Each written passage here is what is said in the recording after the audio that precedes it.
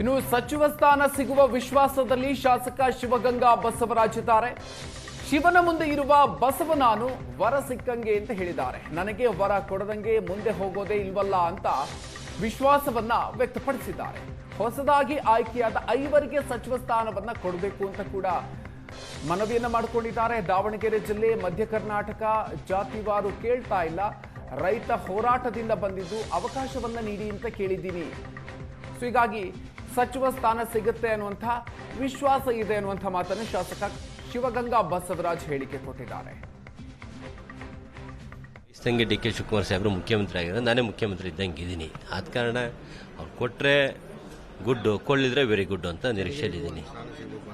ಹೌದು, ಚನ್ನಗಿರಿ ಸುಮಾರು ಮಾಜಿ ಮುಖ್ಯಮಂತ್ರಿಗಳು ಜೆ ಎಚ್ ಪಟೇಲ್ರು ಹೋದಾಗಿನಿಂದ ಇಲ್ಲಿವರೆಗೂ ಯಾವುದೇ ರೀತಿಯ ಒಂದು ಅವಕಾಶ ಸಿಕ್ಕಿಲ್ಲ, ಅವಕಾಶ ವಂಚಿತ ಆಗಿದೆ.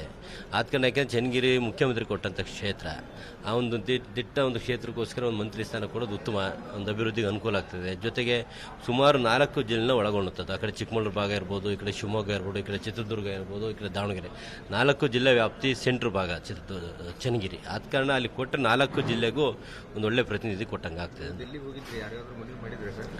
ನಾವು ಗಣಪತಿ ಇದ್ದಂಗೆ, ಶಿವನ್ನ ಹೆಂಗೆ ಗಣಪತಿ ಸುತ್ತವ್ರು ಹಂಗೆ ನಾವು ಡಿ ಕೆ ಶಿವಕುಮಾರ್ ಸಾಹೇಬ್ರೆ ಸುತ್ತವ್ರು.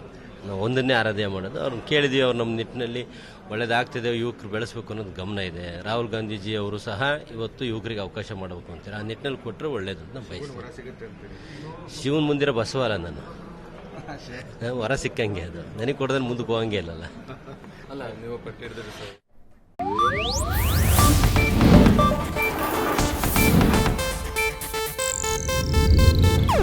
ಇದು ಏಷ್ಯಾನೆಟ್ ನ್ಯೂಸ್ ನೆಟ್ವರ್ಕ್ ಪ್ರಸ್ತುತಿ.